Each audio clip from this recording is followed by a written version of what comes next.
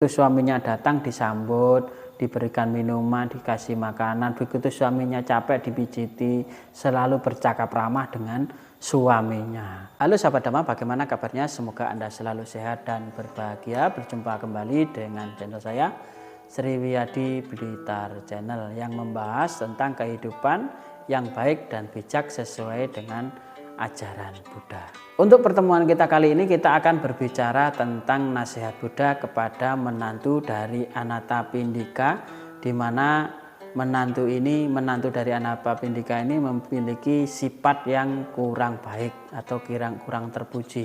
Pada saat itu Buddha berkunjung ke rumah hartawan Anathapindika untuk menerima derma makan. Nah, sedangkan menantunya ini memarahi dengan berteriak-teriak yang kurang sopan kepada pembantunya. Kemudian Buddha pun memanggil menantu dari Anathapindika ini, kemudian menasehati menantu Anathapindika dengan menanyakan 7 jenis istri. Karena tidak mengetahui apa itu 7 jenis istri, maka menantu dari hartawan Anathapindika ini memohon kepada Buddha untuk menjelaskan tentang 7 jenis istri. Nah, untuk itu pertemuan kita kali ini akan berbicara tentang 7 jenis istri itu. Apa saja 7 jenis istri itu? Yang pertama adalah istri pembunuh, yang kedua adalah istri pencuri, yang ketiga adalah istri penguasa, yang keempat istri keibuan, yang kelima istri saudara, yang keenam istri sahabat, yang ketujuh istri pembantu. Nah, mari kita sama-sama mempelajari apa itu yang disebut dengan istri ini. Nah, pertama adalah istri pembunuh. Nah, apa itu ciri-cirinya istri pembunuh? Istri pembunuh itu mempunyai sifat yang tidak baik, sifat buruk. Nah, selalu berkeinginan buruk. Apa saja itu? Dalam keluarganya dia menginginkan kematian dari suaminya, mungkin berkata kasar, berkata yang kurang menyenangkan, selalu menindas, selalu ngomong yang kasar. Nah, seperti itu. Juga suka dengan laki-laki lain. Nah, di mana dia istri pembunuh ini selalu menyukai suami orang lain. Nah, dia tidak puas dengan suaminya sendiri. Dan juga suka bertengkar dengan keluarganya, mencari mencari permasalahan kecil dibesarkan supaya dapat bertengkar dengan suaminya, dengan keluarganya, dengan mertuanya. Itu jenis istri yang pertama. Nah, dimanapun dia termasuk dalam satu keluarga, maka dia tidak akan disenangi oleh mertuanya, juga tidak pernah didamba oleh seorang suami. Nah, terus kemudian yang kedua ini adalah istri pencuri. Nah, ciri-cirinya istri pencuri ini adalah ia suka mengambil barang keluarganya tanpa sepengetahuan dari suaminya atau keluarganya, diambil saja dan digunakan tanpa seizin suaminya, dan suka menyembunyikan kekayaan dari suaminya. Jadi kalau misalkan dikasih uang belanja oleh suaminya, harusnya dibelanjakan semuanya, sebagian disimpan.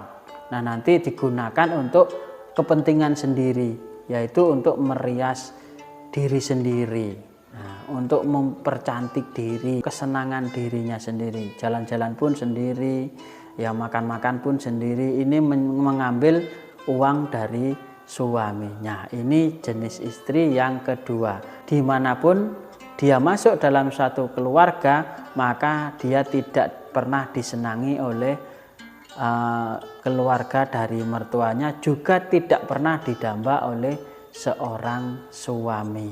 Nah, kita lanjutkan ketiga. Yang ketiga yaitu istri penguasa. Nah, istri penguasa ini mempunyai ciri-ciri sebagai berikut.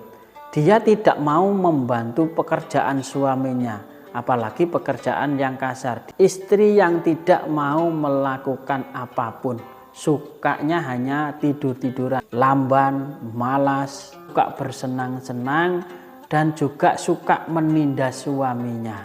sering berkata kasar. Misalkan diminta tolong suaminya, istriku ayo kita ke ladang, dia tidak pernah mau, dan dia menindas mengata-ngatai suaminya supaya dia terbebas dari pekerjaan. Dia menindas suaminya. Nah, jenis istri yang ketiga ini kalau masuk dalam satu keluarga maka dia tidak akan pernah disenangi oleh keluarga itu dan tidak pernah didamba oleh suami manapun.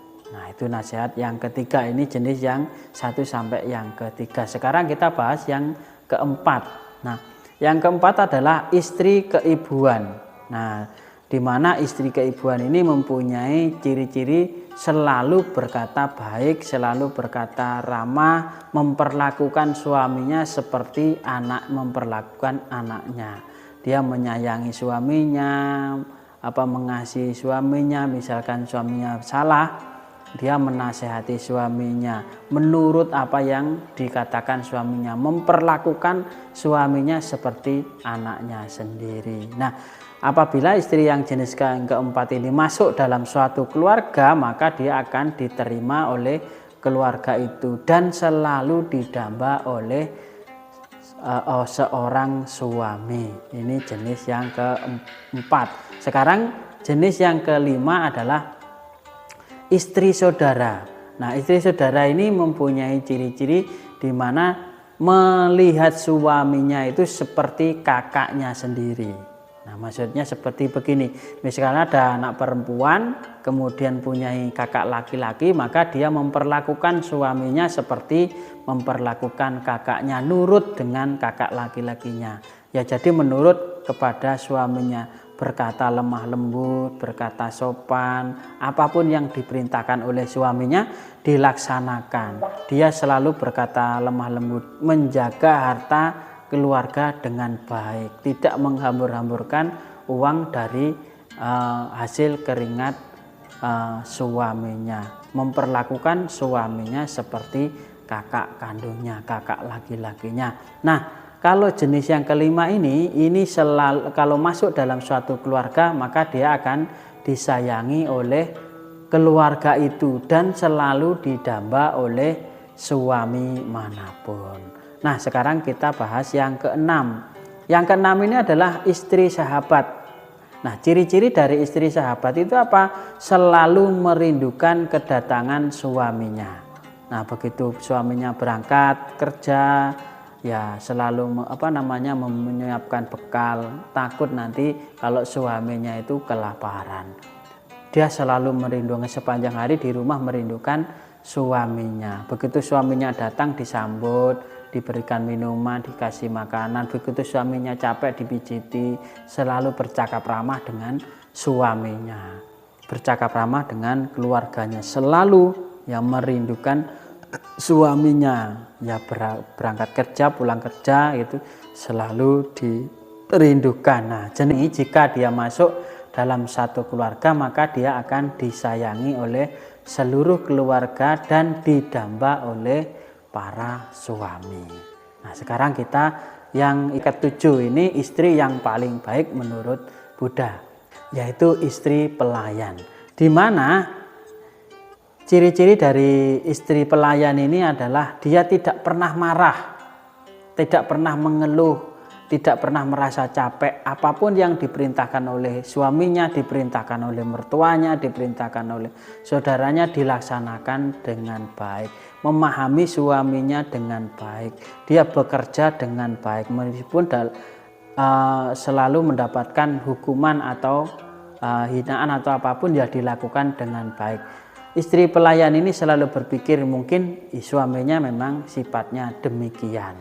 Nah, dia selalu mengerjakan sesuatu hal dengan baik-baik, mengerjakan sesuatu hal dengan bijaksana, merawat keluarga, merawat mertua, merawat anak, merawat suami, menjaga harta kekayaan. Nah, istri yang jenis yang nomor 7 inilah yang selalu didamba oleh suami, dan juga kalau masuk dalam rumah tangga ya dia akan diterima oleh keluarga itu.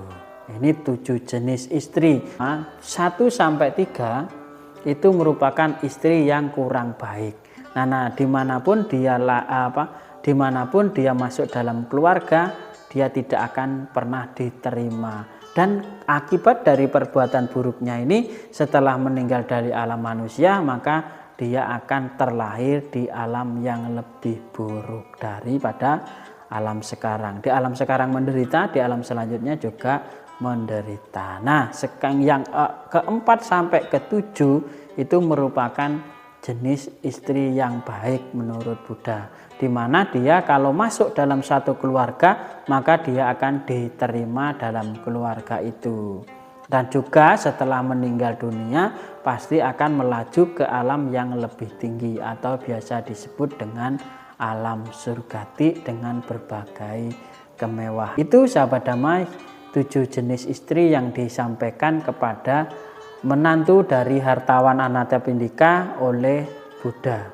Nah, setelah menerima wejangan ini akhirnya ditanya, nah kamu sekarang jadi istri apa? Nah, kemudian menantu dari Anathapindika ini mengatakan, Bante, mulai hari ini saya adalah istri pelayan. Semoga Buddha menjadi guru saya dan saya berlindung kepada Buddha dan Sangha mulai detik ini. Nah, sejak itu akhirnya apa? Menantu dari hartawan Anathapindika ini menjadi menantu yang baik, menjadi menantu yang sopan, hidup baik, bijaksana. Itu yang bisa saya sampaikan dan saya ucapkan terima kasih. Kita ketemu lagi di pertemuan yang akan datang. Salam Rahayu.